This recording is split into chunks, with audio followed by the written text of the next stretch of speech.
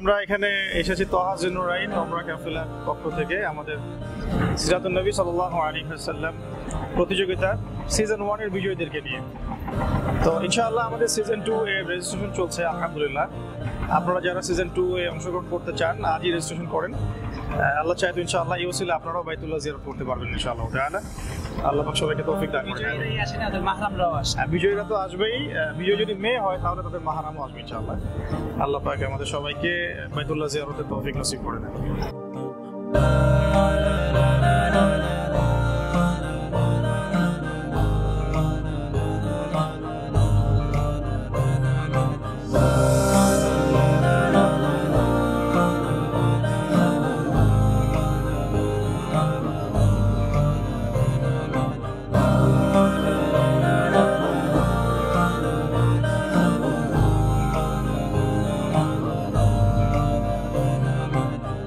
আলহামদুলিল্লাহ আমরা এখন আছি মসজিদে কুবার সামনে। আপনারা দেখতে পাচ্ছেন আমাদের পিছনেই মসজিদে কুবা, ইসলামের ইতিহাসের প্রথম মসজিদ। অনেকেই ভুল করি, আমরা মনে করি ইসলামের ইতিহাসের প্রথম মসজিদ হচ্ছে মসজিদে নববী। এটা একটা ভুল কনসেপ্ট। ইসলামের ইতিহাসের প্রথম মসজিদ হচ্ছে মসজিদে কুবা। এটা বেসিক্যালি একটা কূপ।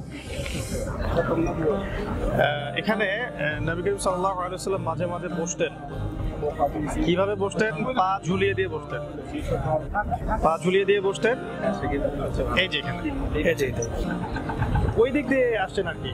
আর সাহাবীরা তারপরে সামনে দাঁড়িয়েছিলেন আর কি। সামনে দাঁড়িয়ে তলা আল বাদরু আলাইনা বলে খেজুর পাতা দিয়ে এইভাবে উঁচু করে ধরেছিলেন। তখন এগুলো কিছুই ছিল না, একদম বিরান ছিল, খেজুর বাগানগুলো ছিল। আসসালামু আলাইকুম। আম্মু কোথায় যাচ্ছি এখন আমরা? সালাম দিতে যাচ্ছি। আমরা এখন নবীজিকে সালাম দিতে যাচ্ছি। কি বলবো সালামে? আসসালামু আলাইকা আইয়ুহান নাবিয়্যু ওয়া রাহমাতুল্লাহি ওয়া বারাকাতুহু। মাশাআল্লাহ, মুখস্থ হয়ে গেছে মাশাআল্লাহ। আমাদের পিছনেই কিন্তু নবী সাল্লাল্লাহু আলাইহি ওয়াসাল্লামের রওজা মুবারক। আমরা ওখানে যাচ্ছি। আল্লাহ হাফেজ।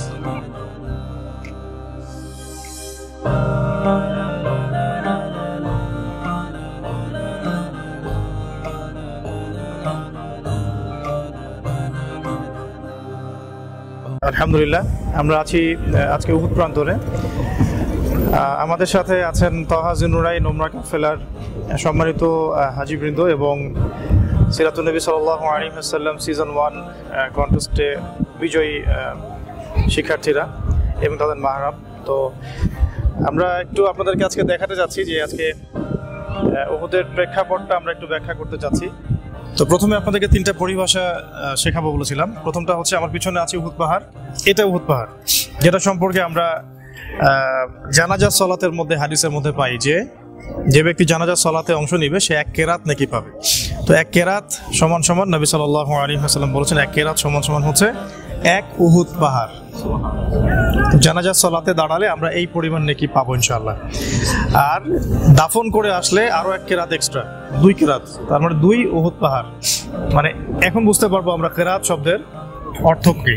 ঠিক আছে, আচ্ছা এটা গেল উহুদ পাহাড়। এবং এই পাহাড় সম্পর্কে আপনারা আরো কিছু কথা জানেন যে উহুদ পাহাড় নবী সাল্লাল্লাহু আলাইহি ওয়াসাল্লামকে ভালোবাসে এবং নবী সাল্লাল্লাহু আলাইহি ওয়াসাল্লামও উহুদ পাহাড়কে ভালোবাসেন, এটা হাদিসে আসছে। আর একদিন নবী সাল্লাল্লাহু আলাইহি ওয়াসাল্লাম এই পাহাড়ের উপর উঠেছিলেন, যুদ্ধের দিন না, এর আগে বা পরে। তো তার সাথে ছিলেন আবু বকর রাদিয়াল্লাহু আনহু, ওমর ইবনে খাত্তাব এবং ওসমান বিন আফফান রাদিয়াল্লাহু আনহু, 3 জন সাহাবী। তো তখন উহুদ পাহাড়টা একটু নড়ে উঠেছিল, একটু কাঁপাকাঁপি করেছিল। তখন নবী সাল্লাল্লাহু আলাইহি ওয়াসাল্লাম সেখানে আঘাত করে বলেছিলেন, তুমি শান্ত হও, তোমার উপরে দাঁড়িয়ে আছে একজন নবী এবং 2 জন শহীদ, একজন সিদ্দিক। তোমার উপরে দাঁড়িয়ে আছে একজন নবী, একজন সিদ্দিক এবং 2 জন শহীদ। তো এখানে আলী ইবনে আবি তালিব রাদিয়াল্লাহু আনহু তিনি ছিলেন না, বাকিরা ছিলেন আর। তো এটা একটা পরিভাষা উহুদ পাহাড় সম্পর্কে জানলাম। আর এদিকে বাম দিকে যেটা দেখা যায় এটা হলো জাবালে রুমা। জাবালে রুমা এটাই সেই স্থান যেখানে নবী সাল্লাল্লাহু আলাইহি ওয়াসাল্লাম 50 জন তীরন্দাজ সাহাবীকে উহুদ যুদ্ধের দিন নিয়োজিত করেছিলেন। ওই দিকে আমরা একটু পরে আসছি ইনশাআল্লাহ।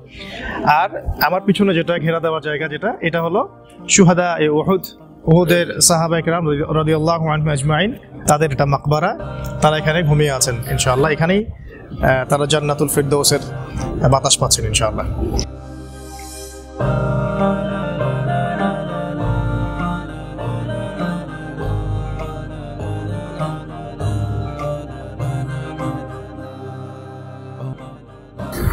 এখানে এরকম শিক্ষা, ত্যাগের শিক্ষা, আনুগত্যের শিক্ষা, জিহাদের জজবা, উহুদের শিক্ষা, এই চেতনাগুলো যদি আমাদের উম্মার মধ্যে আবার জাগ্রত করা যায়, ইনশাআল্লাহ আজকের উম্মার এই দুর্দিনগুলো কেটে যাবে ইনশাআল্লাহ।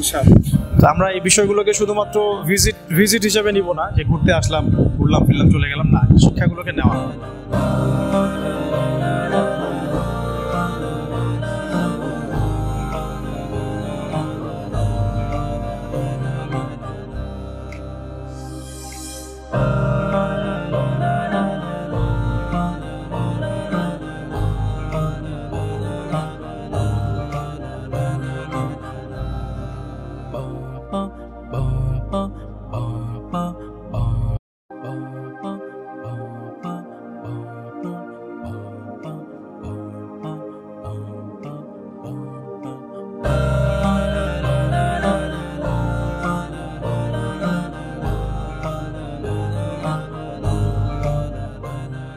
আমরা এখানে এসেছি তহা জিন্নুরাইন ওমরা কাফেলার পক্ষ থেকে আমাদের সিরাতুন নবী সাল্লাল্লাহু আলাইহি ওয়াসাল্লাম প্রতিযোগিতা সিজন 1 এর বিজয়ীদেরকে নিয়ে। তো ইনশাআল্লাহ আমাদের সিজন 2 এর রেজিস্ট্রেশন চলছে আলহামদুলিল্লাহ। আপনারা যারা সিজন 2 এ অংশগ্রহণ করতে চান আজই রেজিস্ট্রেশন করেন। আল্লাহ চায় তো ইনশাআল্লাহ এই ওসিলা আপনারাও বাইতুল্লাহ জিয়ারত করতে পারবেন ইনশাআল্লাহ তাআলা। আল্লাহ পাক সবাইকে তৌফিক দান করেন। বিজয়ীরা তো আসবেই, বিজয় যদি মেয়ে হয় তাহলে তাদের মাহরামও আসবে ইনশাআল্লাহ। আল্লাহ পাক আমাদের সবাইকে বাইতুল্লাহ জিয়ারতের তৌফিক নসিব করে দেন।